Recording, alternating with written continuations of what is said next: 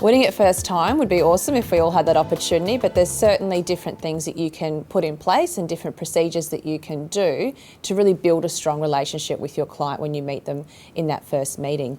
My first recommendation is to really truly be passionate about your brand and know your product, know your fees, have confidence in your team and be able to sell that to the investor. They will be able to pick up on that confidence and they will also be able to pick up on that fear. So you do really need to make sure that you ooze that confidence out, you believe in the brand and you believe in the fee that you're charging.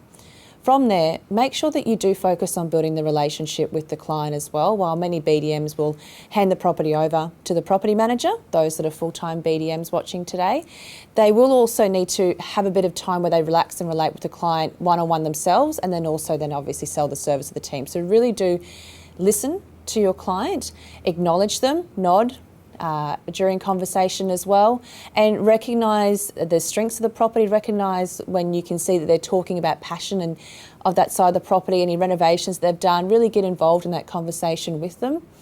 Also repeat their name. Another thing that everybody loves, everybody likes to hear their name being repeated and called out. So if you need to throughout the presentation, don't be afraid to take some notes.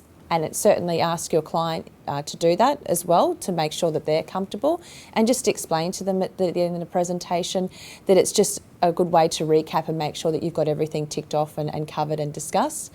But during that you can note their name down and just have it scribbled at the top of the page, and then if you just need to glance at it and refer back to it, it keeps that confidence there for you during the listing presentation.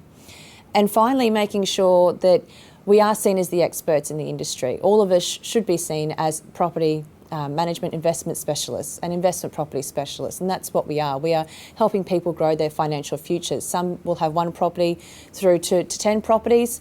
Others might have a home that's worth $250,000 to them and it's their little gold mine they're sitting on for their retirement, where you might work with another client that has 5 properties at 1.5 million. So we're working with a huge variation of individuals in our marketplace. Do really take the time to be very strongly educated. Use fractions and use percentages to explain your position in the marketplace and what's actually happening in the area versus what your agency's doing. So if your vacancy rate is 2.3%, don't just say around about 2%. Actually go in and say it's 2.3% for our office at the moment, and in the area it's 2.9%. So being exact and specific will help you stand out from your competition.